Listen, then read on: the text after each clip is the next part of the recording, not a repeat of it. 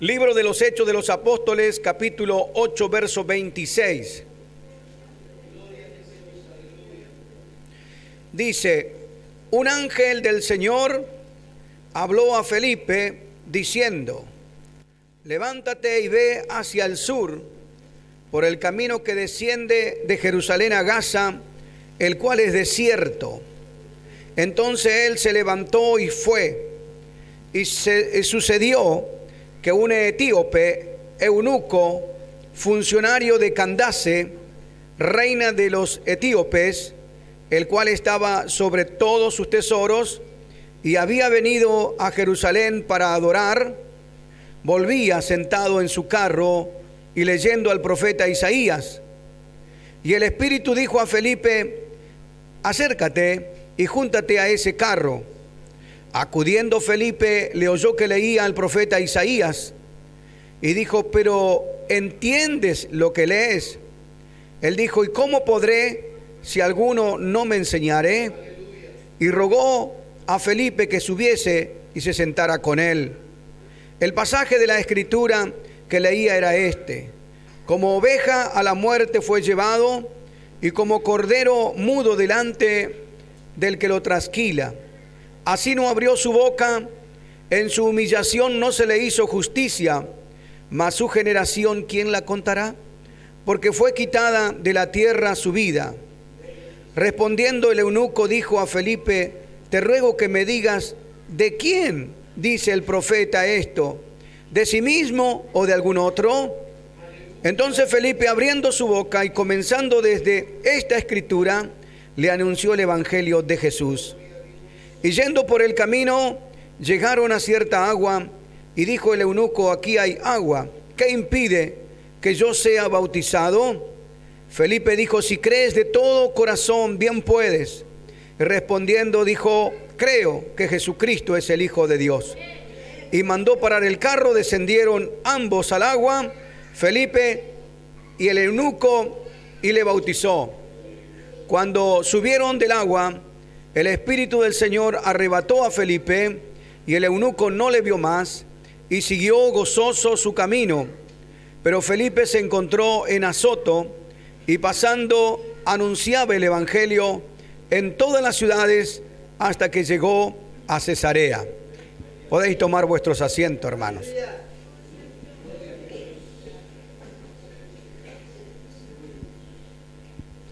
Gloria a Dios.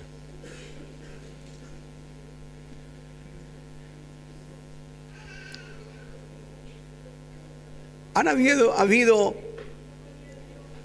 en la historia de los hebreos de Israel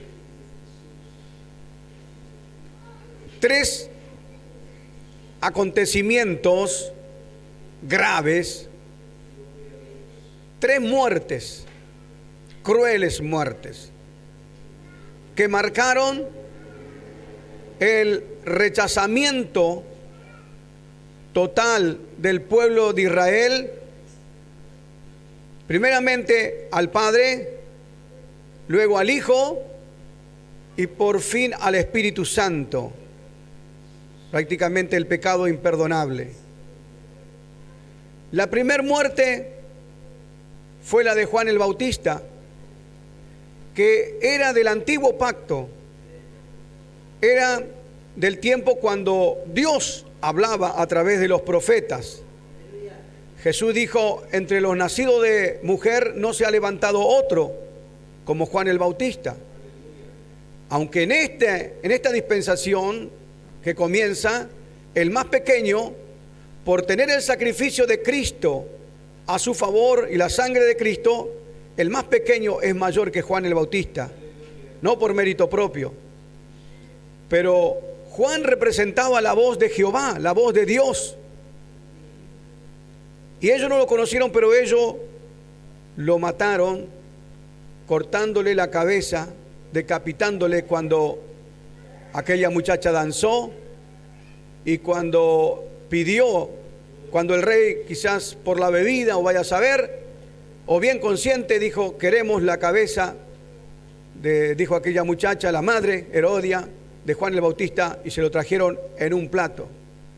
Por la bronca por el odio, porque Juan el Bautista no tenía un mensaje suavecito, sino que no retrocedía aún frente a un gigante como lo era Herodes en ese tiempo, y le decía: no te es lícito tener la mujer de tu hermano. El hermano se llamaba Felipe, y este le había robado la mujer, y el profeta, a la hora de hablar, no le pasó la manito por encima, sino que denunció el pecado, como lo hacen los verdaderos siervos del Señor, que se juegan por el mensaje que tienen de parte de Dios. Entonces la Trinidad, a través de Dios el Padre, era rechazado con la muerte de Juan el Bautista, que moría por mano de los soldados en la cárcel. La segunda muerte es la más conocida de todos nosotros y la que más nos duele, pero al mismo tiempo la que más nosotros preferimos, porque gracias a que Él derramó su sangre, nosotros somos perdonados, recibidos, porque el ofendido era muy alto y se requería una ofrenda alta, santa. Y no se encontró en los cielos, en la tierra, ni debajo de la tierra quien pudiera tener una sangre inocente, porque todos estábamos manchados con la sangre de nuestros primeros padres. El ADN de Jesús no fue de José, sino que fue engendrado por el Espíritu Santo en el vientre de una virgen llamada María. Por tanto, el ser que nacerá será lleno del Espíritu Santo, será llamado Hijo de Dios. Entonces, fue engendrado por el Espíritu Santo. Pero a ese Jesús lo llevaron al madero, derramando hasta su última gota de sangre como un cordero pascual, como un cordero sin mancha y sin arruga. Enmudeció, no abrió su boca. Por eso hablaba el profeta Isaías, y el etíope iba leyendo esa escritura. Jesucristo fue el que hizo la ofrenda. Una ofrenda que no la hizo por Él porque Él estaba limpio de todo pecado. Fue tentado en todo, pero sin pecado. Pero Él derramó su sangre preciosa como ofrenda en favor de todos aquellos que estábamos destituidos, alejados de Dios, de su promesa de la ciudadanía de Israel, sin esperanza, sin Dios en el mundo, para que todo aquel que en Él creyere no se pierda, mas tenga vida eterna.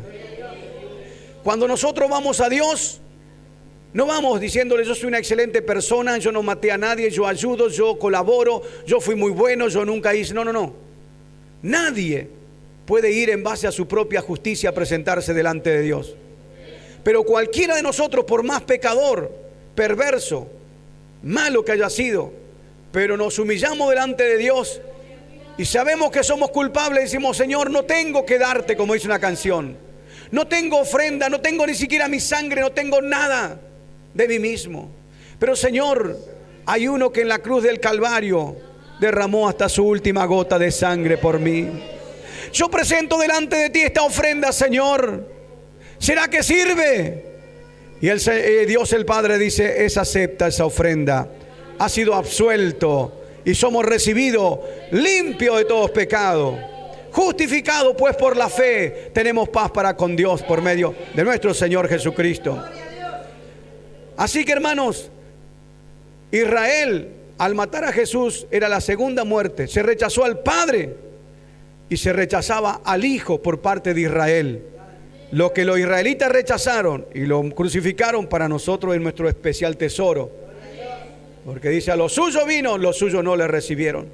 Mas a todos los que le recibieron, a los que creen en su nombre, dióles potestad de ser hechos hijos de Dios, los cuales no son engendrados por voluntad de carne, ni de sangre, ni de varón, ni de mujer, sino por el Espíritu de Dios. Esta es la maravilla nuestra, hermano, que somos hijos de Dios sin haber nacido en Israel, sin ser de la genealogía, del linaje, sino por la fe somos reconciliados con Dios. Pero la iglesia comenzaba a formarse, pero no era una iglesia cualquiera, era una iglesia que aguardó. Es como que Dios formó al hombre de barro. El muñeco estaba lindo, brazo, todos los órganos, pies, cabeza, ojo, todo lindo, pero no dejaba de ser un muñeco de barro que estaba ahí inerte, sin vida. Pero de pronto dice que vino un viento y Dios sopló, hizo. Y ese viento, hermano, hizo de ese muñeco un ser viviente. ¿Cuánto alaban la gloria del Señor? Luego abrió el costado y del costado sacó de la costilla de Adán una dama, una mujer, para que sea compañera idónea. El Señor Jesucristo es el segundo Adán. Ahí donde el primero falló, Él triunfó. Y cuando Dios tiró un sueño profundo sobre Adán, ahí abrió su costado y sacó a la mujer. Usted dice gloria a Dios porque ya entiende, ¿verdad? Cuando Cristo durmió 3 días, también su costado fue abierto y salió agua y sangre. Y allí, hermanos, en esa muerte estaba naciendo una dama, en el sentido figurativo, una dama que se llama la iglesia del Señor. ¿Cuánto le alaban? Una iglesia que usted y que de la cual formo parte yo también, por la fe, por pura misericordia. Pero ahí en Pentecostés estaba todo formado, pero le faltaba algo. Jesús dijo: asentaos en Jerusalén hasta que seáis investidos del Espíritu Santo. No se le ocurra hacer culto, no se le ocurra hacer campaña, predicar, nada. Asentaos, aguardad en Jerusalén. ¿Qué faltaba, hermano? Faltaba el soplo. Podía ser una organización, pero ahora tendría que convertirse en un organismo. Y dice la Biblia que después de 50 días de la Pascua, de la muerte de Jesús, dice que primero eran como 500 los que escucharon la palabra, pero quedaron solo 120 en el aposento alto. Ahí estaba todo, pero era un cuerpo sin vida. Pero dice que cerca de la 3:00 hora del día, a las 9 de la mañana, ya estaban sentados orando. Quizás de toda la noche orar, de todo aquel ayuno, hermano, y vigilia. De pronto entró dentro de la casa un viento recio que soplaba. Y de pronto vieron que lenguas de fuego se asentaban sobre cada uno de los que estaban en el aposento alto. Aleluya. Y ahí María levantó su mano y comenzó a glorificar a Dios. Ahí Jacobo comenzó a hablar en otras lenguas. Y allá Pedro empezó a brincar lleno del Espíritu Santo. Y se armó un alboroto que se estremecía la tierra, hermano. Era la llegada del Espíritu de Dios sobre la iglesia primitiva, hermano. De eso somos nosotros, hermano. De ahí nacemos. Ahora, hermanos, la iglesia del Señor era un organismo, un cuerpo. Pero Israel ya había matado a Juan el Bautista, el profeta de Dios, el más grande de los profetas que Dios enviara. Había matado nada menos que al Hijo de Dios. O sea, el Padre al Hijo, en algún sentido estaban asesinados. Y la iglesia nacía llena del Espíritu Santo. ¿Y a quién le toca el turno? A un joven diácono que se llamaba Esteban. Esteban, hermano, fue apedreado porque no podían resistir la palabra de sabiduría que salía de su boca. Rechinaban los dientes de odio. Y un tal Saulo de Tarso juntaba la ropa y respiraba amenaza. Pero todos comenzaron a ver un joven que parecía un ángel del cielo. Oh, gloria a Dios. Y dice: aquí veo los cielos abiertos y al Hijo de Dios sentado a la diestra del Padre. Y dijo: hermano, no les he tomado en cuenta este pecado. Pero de esta manera, hermano, Israel sellaba su total rechazo a las invitaciones que Dios le daba. Entonces, el capítulo de los Hechos de los Apóstoles, los 7 capítulos primero, todavía la iglesia estaba, el templo, Jerusalén, judío, nada más. Pero cuando llegan a este punto del rechazo del Espíritu Santo ya, hermano, entonces en el capítulo 7 culmina. Y ya el apóstol de los judíos, el apóstol Pedro, habría de tener un papel mucho más minimizado, más pequeño. Pero el apóstol de los gentiles, de los que no éramos judío hebreo, el apóstol San Pablo comienza, aunque en este momento lo único que se veía uno que estaba matando gente cristiana, persiguiendo a la iglesia, pero ya Dios tenía el propósito de hacer de él, ahí en el camino a Damasco, tirarlo con la luz del caballo y decirle: Saulo, Saulo, ¿por qué me persigues? Dura cosa te de dar coces contra el aguijón. ¿Quién eres, Señor? Yo soy Jesús, a quien tú persigues. Ahí, hermanos, se producía el milagro más glorioso, porque ahora Dios estaba abandonando a Israel como nación por causa de su extravío y rechazo, y ahora comenzaba la época, la dispensación que nosotros llamamos la gracia. Comenzaba el tiempo de los gentiles y también algunos judíos, no importa, pero ya ahora los que no teníamos posibilidad, usted fíjese que en el capítulo 8 ya comienza, hermano, un trabajo de Antioquía, de Samaria, de otros lugares que no eran solo Jerusalén, y comienza el trabajo de Dios para los confines de la tierra, como estaba profetizado: y me seréis testigo en Jerusalén, en toda Judea y hasta lo último de la tierra. Hermanos, ahora llega entonces el momento cuando la misma persecución con motivo de Esteban hizo que muchos se fueran, pero no eran creyentes mediocres, fríos, estaban llenos del Espíritu Santo.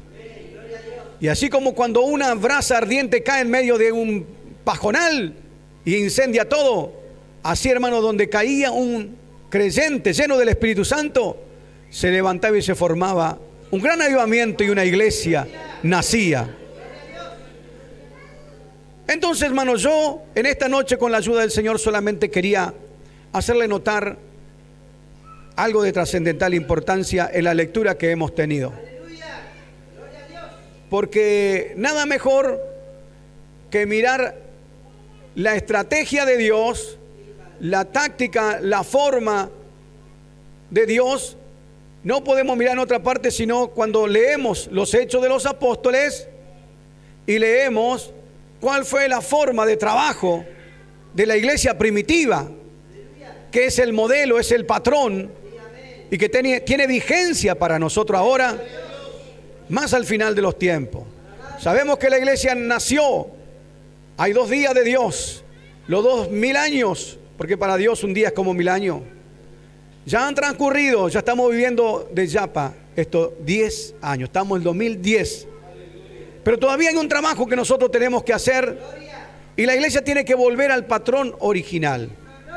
Y acá vemos entonces que dice: un ángel del Señor habló a Felipe.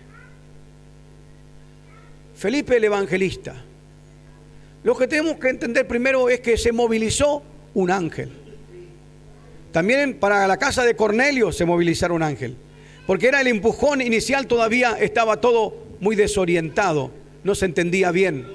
Entonces Dios tuvo que usar primeramente ángel. Tal vez ya no use hoy específicamente un ángel, o puede utilizarlo. No se sorprenda que aparezca un ángel en cualquier momento. Pero el hecho de que se mueva del tercer cielo un ángel para traer un mensaje, hablar a un hombre de Dios, significa que hay una gran importancia en el cielo por la tarea que se tenía que llevar a cabo. Entonces, el ángel habló a Felipe y le dijo que dejara la gran ciudad.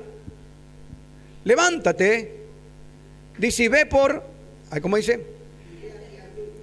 Levántate y ve hacia el sur, por el camino que desciende de Jerusalén a Gaza, el cual es desierto.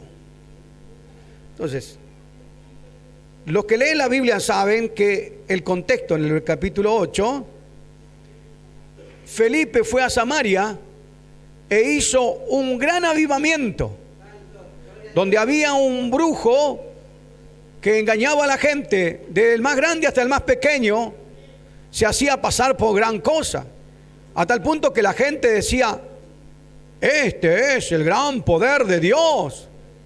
Y los engañaba, les sacaba la plata. Un charlatán, un embustero, un hijo del diablo. Pero cuando oyeron a Felipe que predicaba el reino de Dios y a Cristo, la gente comenzó a escuchar este mensaje y lo comparaba con el otro. Dice: el otro nos está sacando la plata y seguimos tan enfermos, tan llenos de miseria, esclavizados en el ocultismo.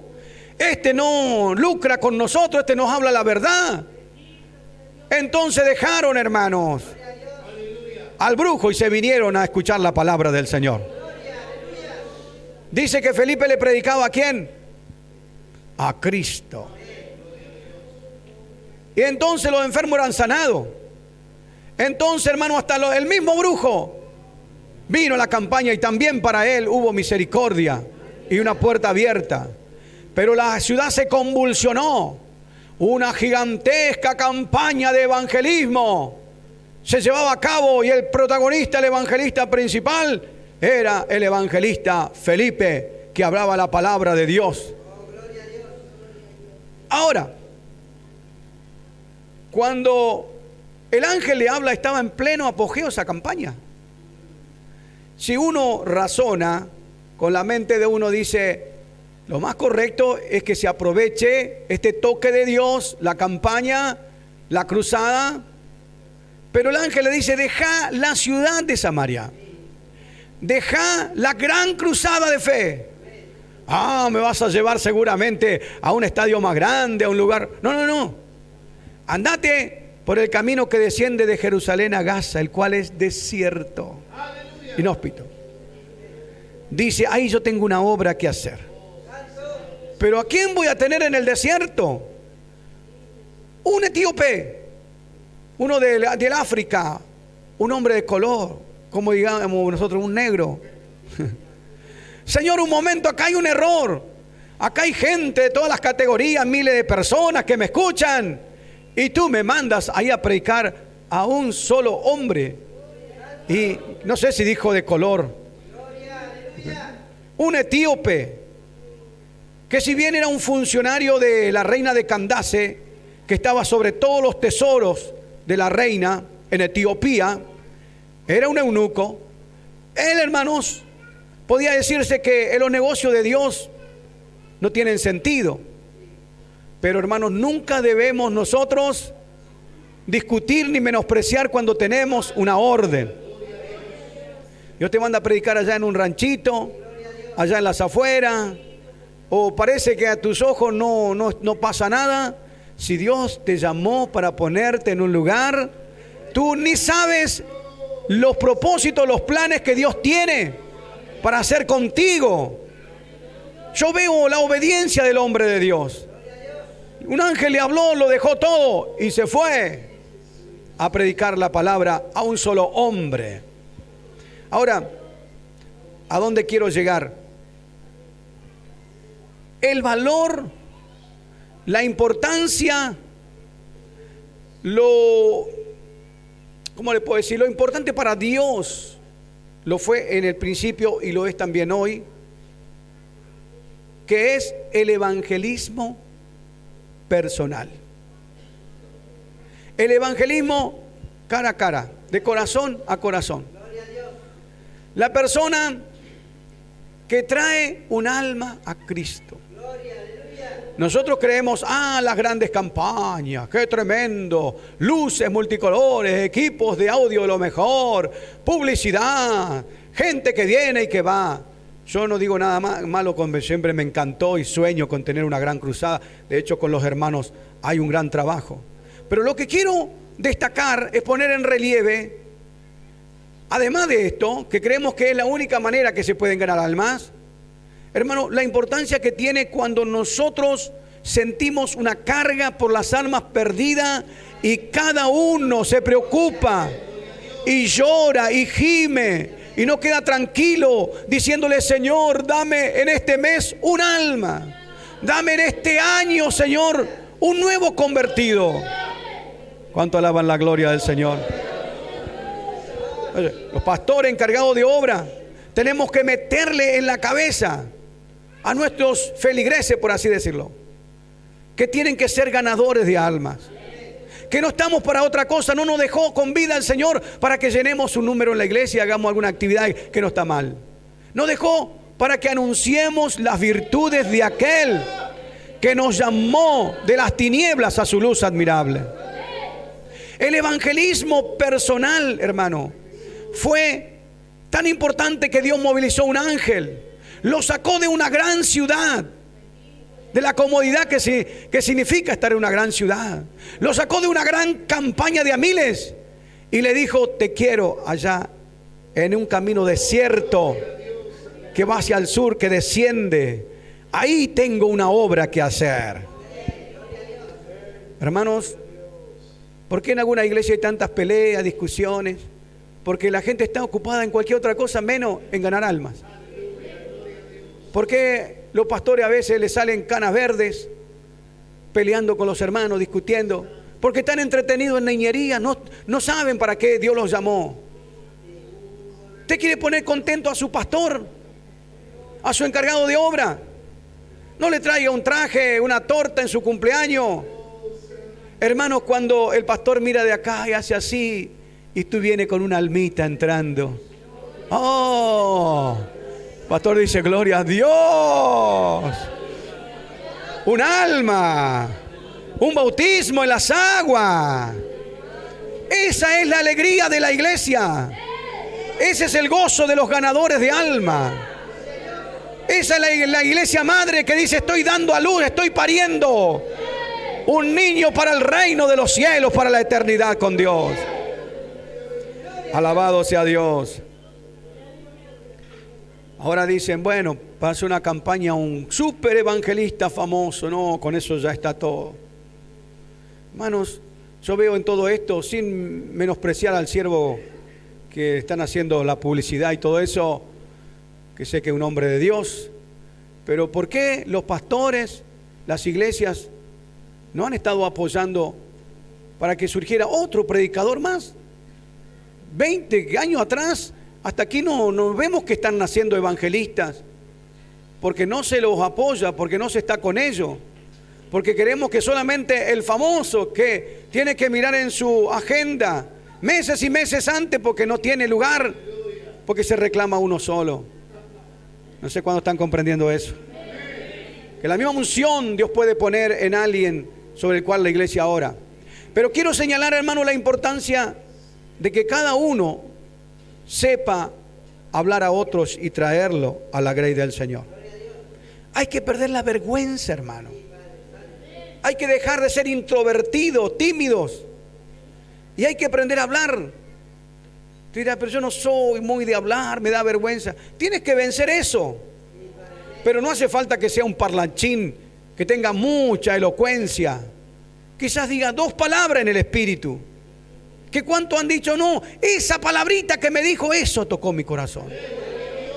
Porque la cuestión no es de hablar tanto, sino la cuestión es usar la sabiduría de Dios y hablar en el espíritu. Usted levante su mano sobre el vecino: Señor, tócalo. Mira que están borrachos, se ríen de nosotros. Y en la noche, cuando todos duermen, tú abre un poquito tu ventana y levanta tu mano: Señor, tócalo. Que cuando vaya a hablarle me escuche, Señor. Que puedan salir de la umbanda, la macumba, la quimbanda, que es osalá, para psicología, brujería, magia, lo que fuere. Señor, rompe ese yugo y prepara la oportunidad. Dios te va a preparar la oportunidad.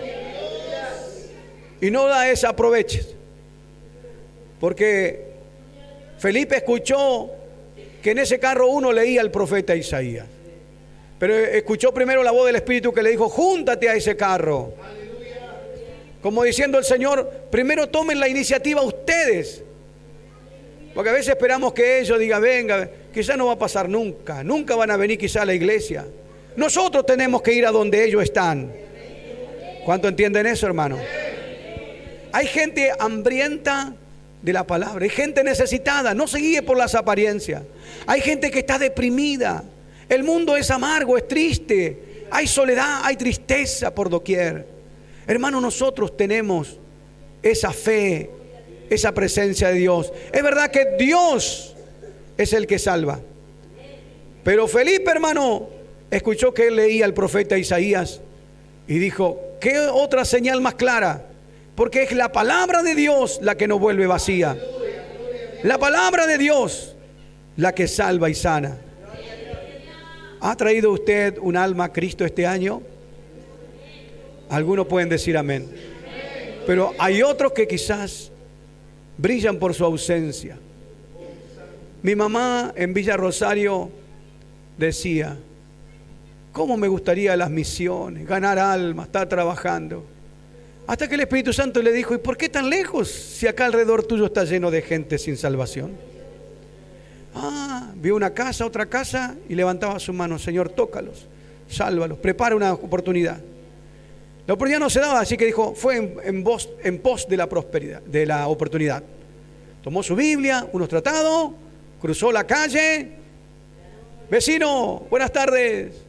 Disculpe, yo no le quiero molestar, yo soy la vecina enfrente y el Señor ha puesto que ponga un mensaje en usted, porque yo lo veo y dice, yo tengo una responsabilidad, Dios le ama, Dios quiere salvarle, usted necesita aceptar a Cristo porque los días son malos, Dios va a bendecir su familia. El hombre montó en cólera, dijo, váyase de acá, señora, con su evangelio no quiero saber nada, no me interesa, no me hable más de Dios. Bueno, parecía que no estaba guiada por el Espíritu. Se fue y pasó a la otra casa. Vecino, las mismas palabras. Soy su vecina, usted quiere conocer a Cristo, Dios puede bendecirle. Estaba el hombre porque justo estaba en parte enfermo porque se había quebrado una pierna. Le dice, Dios le ama, Dios quiere sacarlo. El hombre le dice, señora, pase, háblenos de Jesucristo. Hermanos, alrededor de un mes y tanto, el primer vecino falleció, un velorio en la misma casa, un coche fúnebre que se lo llevaba al cementerio y los ángeles negros a la eternidad sin Dios. La otra familia que recibió a Cristo hasta hoy están sirviendo a Dios. ¿Cuánto alaban la gloria al Señor? No es que todo te va a salir así. Tenés que estar dispuesto a recibir una ofrenda. Pero vale la pena correr ese riesgo. Porque un alma vale más que todo el oro del mundo. Hermanos, nosotros tenemos que traer, los primeros en la lista son nuestros familiares, son nuestros primos, tíos, hijos, padres, porque dice que cree en el Señor Jesucristo y serás salvo tú y tu casa. Ese nombre, llévaselo al Señor con nombre y apellido. Señor, tiene que venir, tiene que ser salvo. Orando. Dijo un siervo de Dios que le había mostrado el Señor que los ángeles trabajan incansablemente de noche y de día. No les pueden predicar, pero le están poniendo situaciones, están creando momentos para que de alguna manera ellos reciban la palabra. Ya Dios está haciendo su trabajo, nos toca a nosotros no enmudecer, no callar, sino predicarle la palabra del Señor. Ahí en Bahía Blanca teníamos un amigo, Luisito Moyano, nos acordamos con Alfredo de él. Él cuando murió llevó muchas almas en su vida, digamos, de cristiano. Había sido boxeador, bueno, tenía un testimonio tremendo. Pero él tenía mucha sabiduría para ganar almas. Un día un compañero de trabajo le dijo, che, dice, ando con unos dolores. Y él sabía que si le hablaba de Cristo no iba a aceptar. Y le dice, che, ¿vos no sabés algún hombre que cura ahí en tu barrio? Dice, vos que vivías allá. Se le prendió la lamparita. Dije, sí, conozco a uno. Él no mintió, Che, dice, ¿y cuando te cura, te duele mucho? Esto es lo que tiene, que te cura y no te duele nada. Al rato pasaba otra vez, che, ¿y cuánto duele? ¿Cuánto cobra? Mirá, no te duele nada, te sana y no te cobra un centavo. No, no puede ser. Bueno, si vos me estás preguntando. Che, dice, ¿y cómo se llama? Creo que le dicen Jesús, dice. Le dicen Jesús. Es tanto que se llaman Jesús. Dice, ¿cuándo puedo ir? Mirá, yo a las 7 de la tarde. Él empieza a atender, yo te paso a buscar. Así que escondió su Biblia medio escondidito ahí, Luisito, y fue a buscarlo. Y le hacía 1000 preguntas y él trataba de zafar lo más que podía.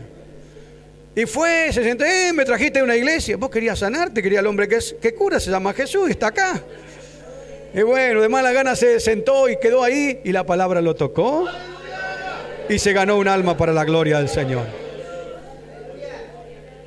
Otra vez vino un tornado y la casa de un vecino que había salido de la cárcel, que nadie se acercaba, se le vino la casa por el suelo.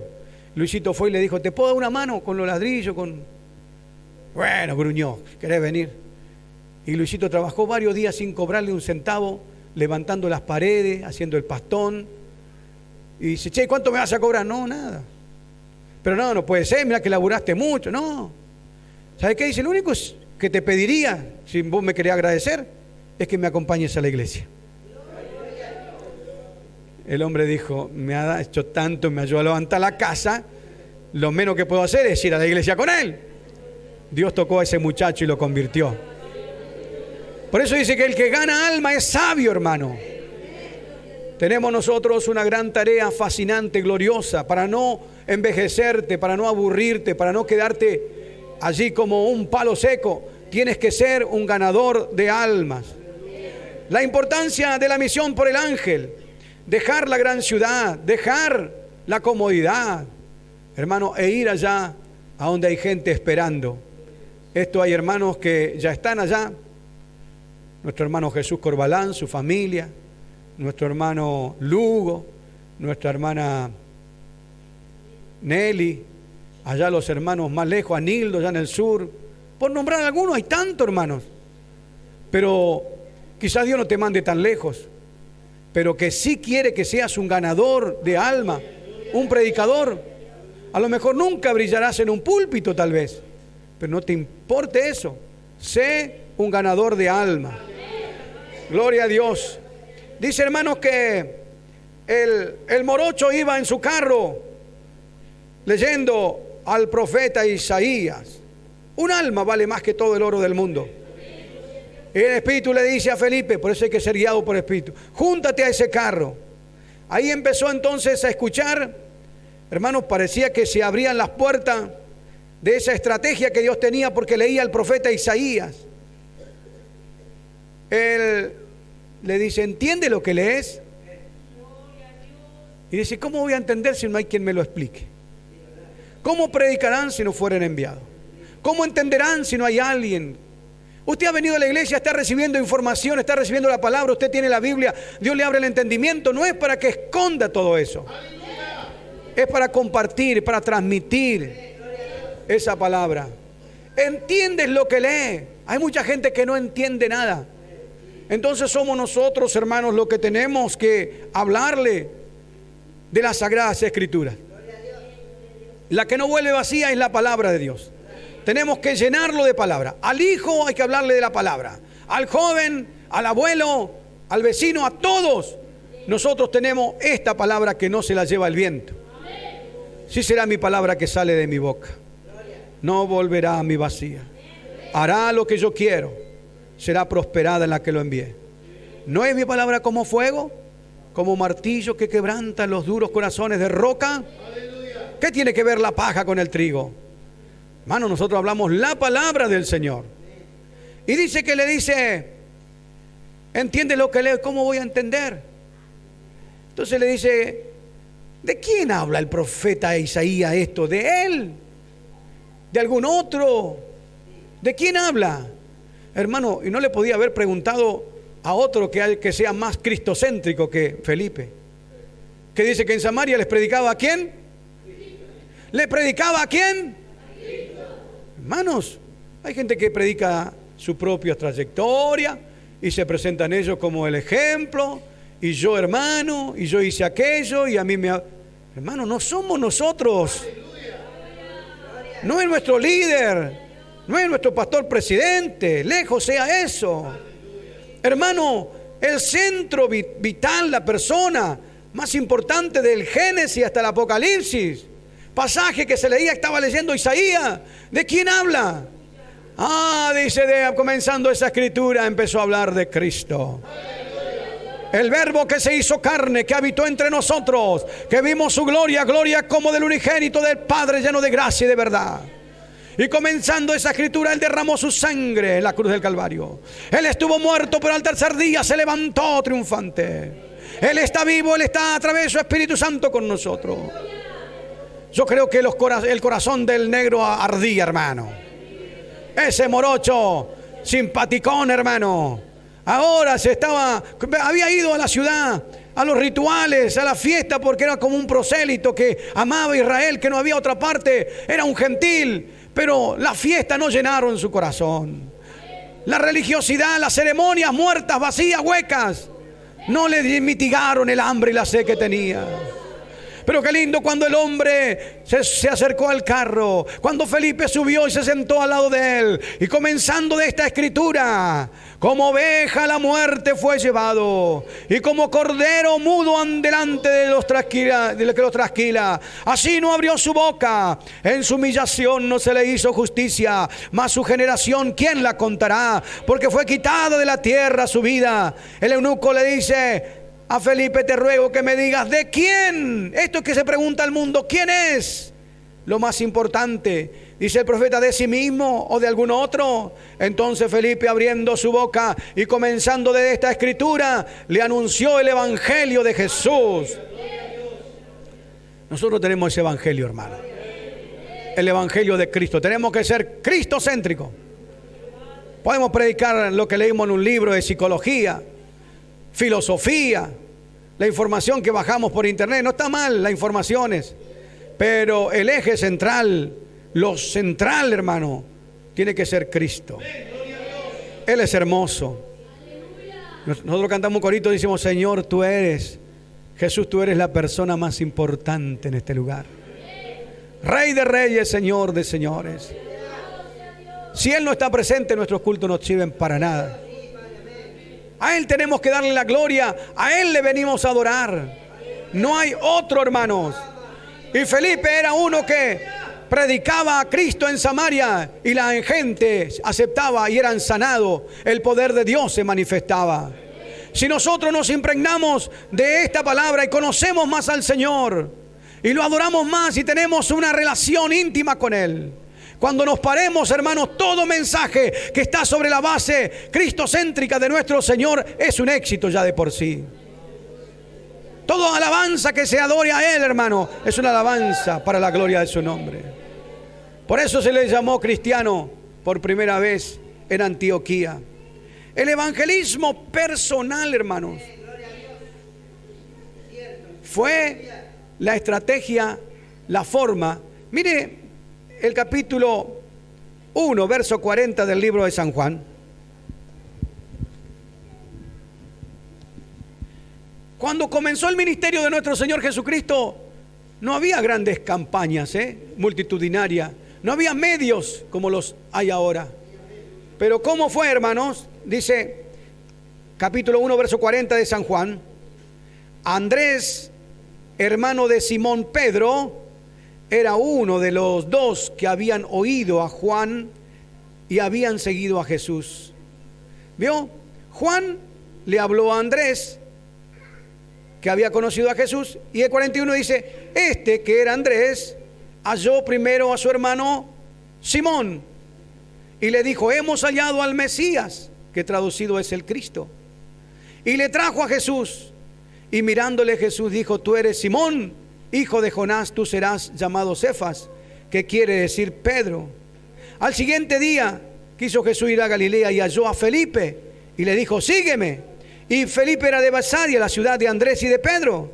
Felipe halló a Natanael y le dijo: hemos hallado a aquel de quien escribió Moisés en la ley, así como los profetas, a Jesús, el Hijo de Dios, de Nazaret. Natanael le dijo: ¿de Nazaret puede salir algo de bueno? Le dijo Felipe: ven y ve.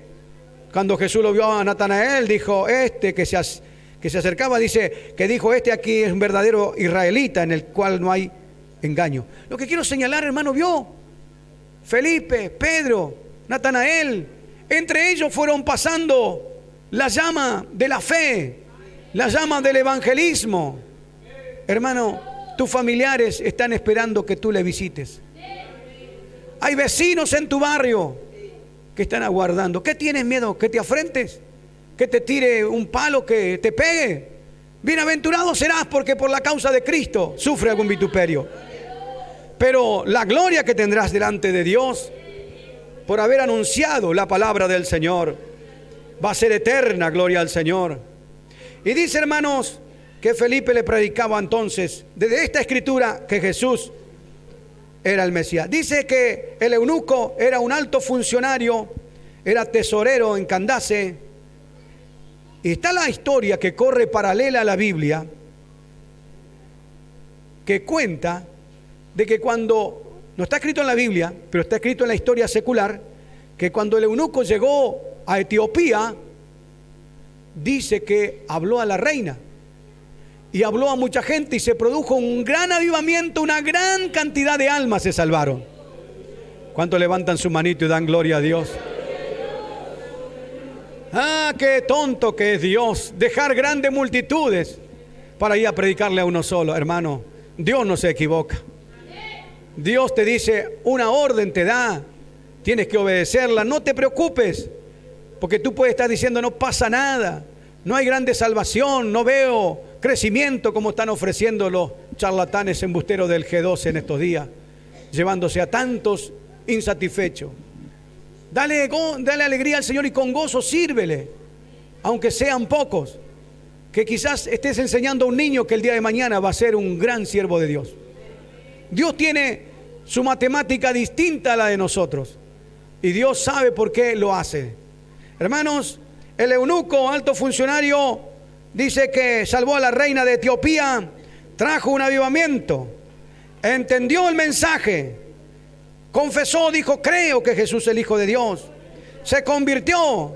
¿Y para qué esperar más tiempo? Ahí hay agua, me puedo bautizar. ¿Cuánto dan gloria al Señor? El etíope era un eunuco, así que no le podía preguntar, che, ¿estás casado? ¿Cómo está tu relación? No hacía falta. Un eunuco, usted ya sabe lo que es. Una persona que estaba castrada. Así que por eso, ahí hay agua, ¿qué impide que yo sea bautizado? Pues nada. Entonces descendieron ambos al agua y lo sumergió en las aguas en el nombre del Padre, el Hijo, el Espíritu Santo. Y al instante el Espíritu de Dios arrebató a Felipe y se encontró en otra ciudad predicando. Como el Espíritu Santo diciendo, no hay mucho tiempo que perder. No podés esperar una diligencia, un carro, un caballo. Así que, hermano, preparó un viaje aéreo. El avión de Felipe, decía un viejo siervo de Dios. Y en el Espíritu fue, o mejor dicho, con cuerpo y todo, fue a otro lugar a predicar la palabra del Señor. No te preocupes por los pasajes, hermano. No te preocupes cuando es de Dios, aparece. No tienes que andar mendigando, no tienes que andar, no sé, haciendo una rifa como algunos. Ora al Señor, si esto es tuyo, Señor, tú me provees el dinero para el gasoil, para la nafta, o para el micro, o, ¿por qué no?, en algunos casos para el avión. Amén, hermano. Que tenemos hermanos acá, siervos de Dios, que ni soñaron nunca en volar en esos pájaros tan grandes e ir hasta Europa, hermano. Pero Dios es todopoderoso. ¿Usted cree que sacaron de su bolsillo? Dios se lo dio.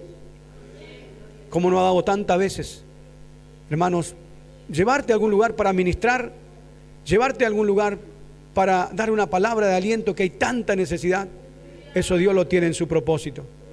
Pero Felipe fue obediente. ¿Cómo voy a salir acá de Buenos Aires que tengo el supermercado ahí? Tengo, no sé, todo a mano, remises, colectivo. Me quiere llevar allá tan lejos. Felipe no discutió, hermano. El camino es desierto, Felipe.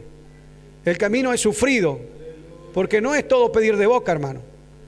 Y dice, el cual es desierto, ahí tengo una obra. Allá fue, y allí se produjo esta conversión que quedó registrada en las Sagradas de Escritura como la forma inicial de la salvación para las almas perdidas. ¿Cómo es, hermano?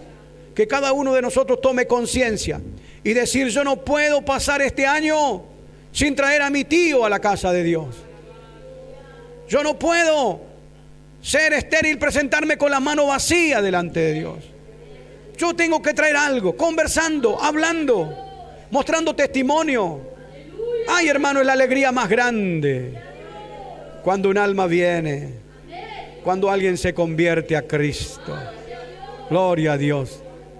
Le he contado en reiteradas oportunidades aquel día que fui a visitar al pastor Hugo Alessandría, un domingo por la mañana, estaba medio fresco, llegamos ahí y estaba él en la puerta con una sonrisa, una alegría, camisa blanca, pantalón blanco y hasta zapatos blancos, una alpargata blanca creo que era. Y le digo, hermano, ¿por qué tanta alegría? Hoy tenemos bautismo, hermano, dijo. Gloria a Dios. Bueno, dije gloria a Dios, pero la carne siempre imagina cosas y yo digo, debe tener unos 30, 40 almas para bautizarse por lo menos. Cuando llega el momento del bautismo, una sola almita estaban. Quedé pensando y digo, bueno, tanta alegría, pero claro, si un alma vale más que todo el oro del mundo. Claro, si allá en el cielo cuando un pecador se arrepiente dice que hay fiesta en los ángeles del cielo. Usted no sabe la alegría que hay, hermano. Aquel día la iglesia estaba dando a luz un bebé en Cristo y eso era motivo de alegría. Cuando pasa mucho tiempo que no hay un bautismo, que no hay una conversión, hay que preocuparse. ¿Qué pasa, Señor? Estamos entretenidos en otra cosa, estamos golpeando pero no en el blanco. No estamos tomando conciencia para qué somos lo que somos. Señor, tú dijiste que vayamos y hagamos discípulos a todas las naciones, bautizándolo en el nombre del Padre, el Hijo y el Espíritu Santo. Que las señales nos seguirían. Señor, yo quiero ser un ganador de almas. Nos ponemos de pie, hermanos. Oh, Ramarabasanda, la Marabasaya. El Espíritu Santo, hermano, está apresurado. El tiempo se acaba. El tiempo, hermano, ha llegado. Es poco lo que nos resta. No podemos entretenernos en niñería. Tenemos que entender, hermanos, que somos responsables de las almas que se pierden. Cuando un féretro pasa por enfrente de tu casa, pregúntate si acaso no podía haberle hablado para que se vaya al cielo y no al infierno. Cuando alguien está enfermo, cuando alguien está en el hospital, levántate y ve. Felipe, levántate y ve.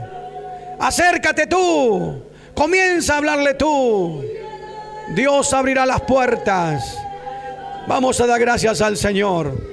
Inclina tu cabeza, cierra tus ojos. Vamos a orar a Dios.